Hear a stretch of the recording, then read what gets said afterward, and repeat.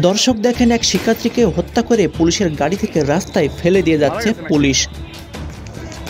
পুলিশের এই বর্বরতা দেখে মনে হচ্ছে আমরা ইসরায়েলে বসবাস করছি। আজ সারাদিন কমপ্লিট শাটডাউনে 40 জনের উপরে শিক্ষার্থী নিহত হয়েছে পুলিশের গুলিতে। পুলিশের যে বর্বরতা সেটা ইসরায়েলকেও হার মানাবে। দেখেন শিক্ষার্থীদের ওপর দিয়ে কিভাবে পুলিশ গাড়ি চালিয়ে চলে গেছে চাপা দিয়ে। অন্যদিকে শিক্ষার্থীরা এক আহত পুলিশকে পানি খাওয়াচ্ছে, অসুস্থ পুলিশকে হাসপাতালে পাঠাচ্ছে। এখান থেকেই পুলিশের শিক্ষা নেওয়া উচিত। আজ শিক্ষার্থীর ভয়ে পালিয়েছে পুলিশ, র্যাব, বিজিবি। পুলিশকে উদ্ধার করেছে হেলিকপ্টারে করে, এইটাও কিন্তু আপনারা সকলে দেখতে পেরেছেন। শিক্ষার্থীদের এই সাহসিকতা দেখে যদি আপনার ভালো লেগে থাকে, ভিডিওতে অবশ্যই একটি লাইক করবেন। আপনারা বিজেপিকে দেখলেই বলবেন খুনি, জল্লাদ, অভিশপ্ত। দেখেন বিজেপি কিভাবে পিছু হটছে।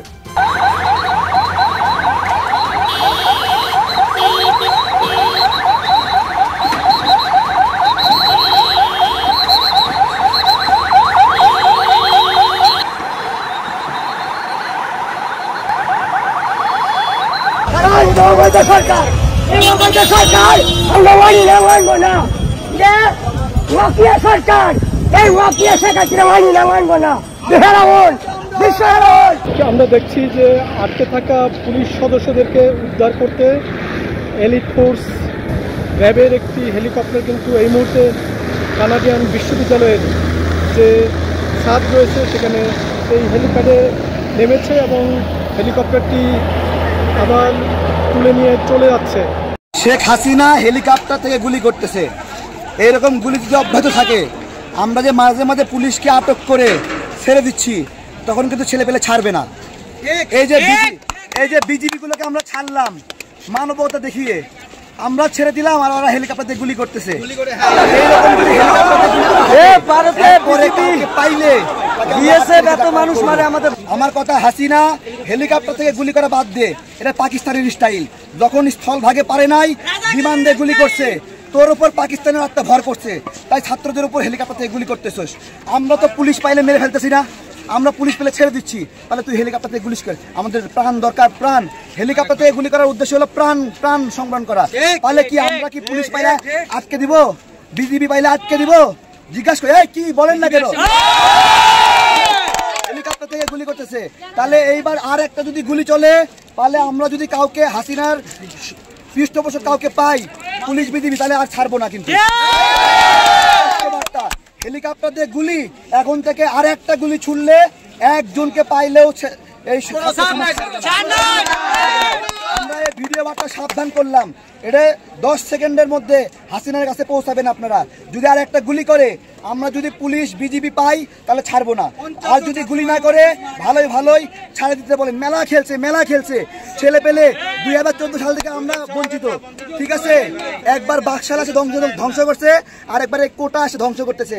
আরে একটা মুক্তিযুদ্ধের পরিবারে 2 জন চাকরি পেলে হয়ে যায়, 2 সন্তান চাকরি পায়, 2 সন্তান আবার 3 সন্তান, 6টা করে। ওদের সন্তান আবার 2টা করে, 8টা 10টা, এক পরিবারে 10টা করে চাকরি। এটা কেউ মানবে না? কেউ মানবে না, এটা কেউ মানবে না।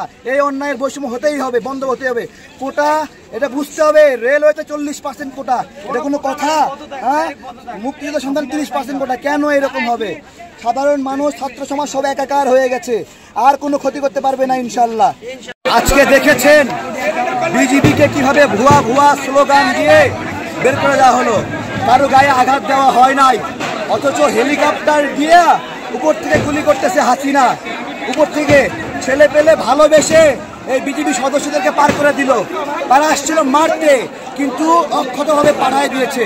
আর হাসিনা উপর থেকে হেলিকপ্টার দিয়ে গুলি করাচ্ছে। ওই হেলিকপ্টার নামাতে কিন্তু টাইম লাগবে না, ছেলে পেলে সব বুদ্ধি আছে। বিল্ডিং এর উপরে ছেলে পেলে দাঁড় করায় দিচ্ছে এখন। আসলে এবার ঠিক আছে, উপর থেকে কাজ হবে। এই প্রথম বাংলাদেশে দেখা গেল যে পুলিশকে হেলিকপ্টারে উদ্ধার করতে হয়েছে বিশ্ববিদ্যালয়ের ভিতর থেকে। আপনারা জানেন, যেই পুলিশ আমাদের শিক্ষার্থীদেরকে পাত্তা দিল না, যেই পুলিশ আমাদের শিক্ষার্থীদেরকে গ্রহণ করতে চায় না, যেই পুলিশ আমাদের শিক্ষার্থীদেরকে জামাত শিবির ট্যাগ লাগিয়ে বাংলাদেশ বিরোধী একটি শক্তিতে রূপান্তরিত করতে চেয়েছে, সেই পুলিশকে আজকের এই বাংলাদেশি শিক্ষার্থীরা দেখিয়ে দিয়েছে আজকের এই শিক্ষার্থী কাকে বলে। এই হেলিকপ্টার দিয়ে তারপরে আপনার র্যাব পুলিশকে উদ্ধার করতে হয়েছে এই সরকারকে। এখান থেকেই তো তোদের শিক্ষা নেওয়া উচিত যে তোদের পায়ের তলার মাটি আজকে কোথায় চলে গিয়েছে। আজকে আপনারা জানেন বরিশাল বিশ্ববিদ্যালয়ে আজকের এই বিজিবিকে উল্টা ঘোর করিয়ে ছাত্র জনতার সাথে একতাবদ্ধ হয়ে তারপরে সেখানে তারা আত্মসমর্পণ করেছে। এই আত্মসমর্পণ হচ্ছে আমাদের সাধারণ শিক্ষার্থীদের বিজয়, এই আত্মসমর্পণ হচ্ছে আমাদের শহীদের রক্তের বিনিময় বিজয়। আজকের শিক্ষার্থীদের সামনে পুলিশরা যখন আক্রান্ত হয়েছে, পুলিশদেরকে আমাদের শিক্ষার্থীরা ব্যারিকেড দিয়ে মানবতা স্থাপন করে দেখিয়েছে, নিরাপত্তা দিয়েছে। আমাদের শিক্ষার্থীরা কারো শত্রু নয়। আমাদের শিক্ষার্থীরা চায় বাংলাদেশে এই মুহূর্তে বাংলাদেশের মানুষের অধিকার প্রতিষ্ঠা করতে। কিন্তু পুলিশ বাহিনী আপনারা যে ভাষায় কথা বলছেন, তারপরেও এখন পর্যন্ত যে আপনারা সুস্থ শরীরে আছেন, যে ভাষায় আজকের ডিবির হারুন কথা বলছেন, তারপরেও যে হাঁটতে পারছেন সুস্থ শরীরে, এটাই তো অনেক বড় আপনাদের জন্য পাওয়া। আপনারা এই ফ্যাসিবাদের দোসর হবেন না। আপনারা এই ফ্যাসিবাদ থেকে দূরে থাকুন। ফ্যাসিবাদের কবল থেকে দেশকে রক্ষা করুন, বাংলার জনগণকে রক্ষা করুন। ছাত্র জনতার সাথে কাঁধে কাঁধ মিলিয়ে ঐক্যবদ্ধভাবে এগিয়ে আসুন।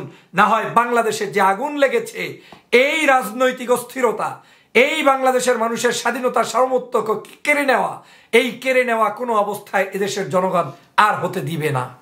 এখন দাবি চলে এসেছে নো রিটার্ন পলিসিতে, এখন দাবি চলে এসেছে গণ অভ্যুত্থানের, এখন দাবি চলিয়েছে সরকার পতনের।